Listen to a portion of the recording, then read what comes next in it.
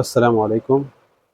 ہمارے یہاں قرآن مجید کی جو انٹرپریٹیشن کی گئی ہے اس میں کہیں نہ کہیں انسانوں کا کلام جب شامل ہو جاتا ہے تو بات کہیں سے کہیں نکل جاتی ہے، اور اس کے نتیجے میں شبہات، اشکالات اور اس کے علاوہ مستشرقین کے کامنٹس اس کے اوپر آنا شروع ہو جاتے ہیں۔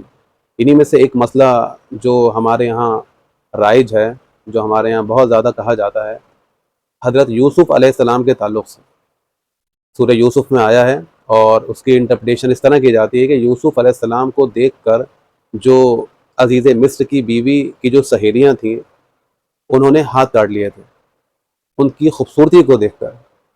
حالانکہ یہ بات اگر قرآن مجید کے تناظر میں دیکھی جائے تو 100% غلط ہے۔ قرآن مجید کے الفاظ اس کا ساتھ ہی نہیں دیتے۔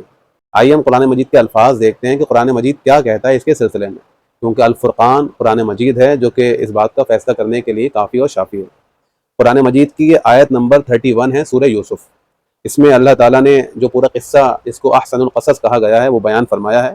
ہم اس آیت سے انشاءاللہ استدلال کریں گے جہاں پہ اس بات کو بیان فرمایا گیا ہے کہ وہ کیا چیز تھی جس کو دیکھ کر عزیزان مصر کی بیوی کی سہیلیوں نے اپنے ہاتھوں کو کاٹا تھا۔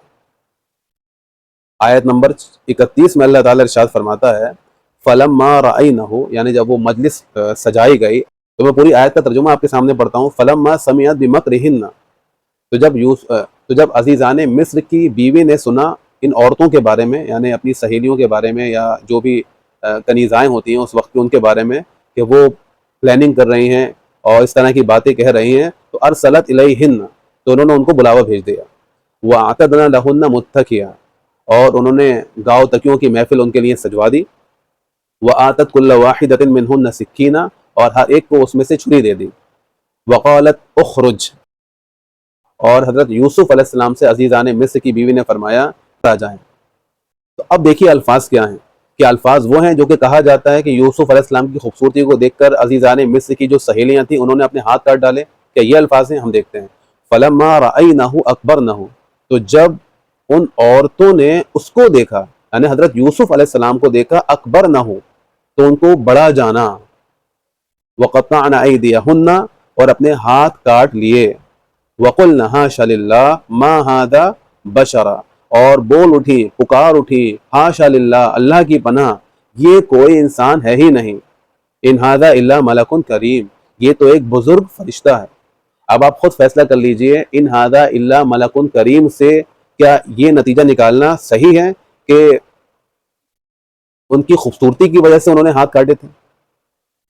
حالانکہ یہاں بات واضح ہے، ایک بزرگوار فرشتہ، اور جب ان کی سہیلیوں نے یوسف علیہ السلام کو دیکھا تو قرآن مجید کے الفاظ ہیں اکبر نہ، ان کو بڑا جانا۔ حضرت یوسف علیہ السلام کی عظمت اور جلالت ان کے اندر بیٹھ گئی اور انہوں نے ہاتھ کاٹ لیے۔ الگ الگ مفہوم لیے گئے ہیں کہ ہاتھ کاٹ کر اس بات کی شہادت دی کہ یہ جو مرد ہے بالکل پاک مرد ہے، یہ تو ایک بزرگ فرشتہ ہے، یہ تو ایک نیک فرشتہ ہے۔ انہوں نے یہ نہیں کہا کہ ان ھذا الا رجل جمیل، کہ یہ خوبصورت مرد ہے، بلکہ یہ کہا کہ ایک بزرگ اور نیک فرشتہ ہے۔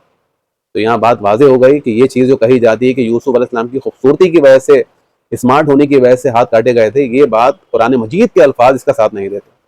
اللہ تعالیٰ سمجھنے کی توفیق عطا فرمائے۔ السلام علیکم۔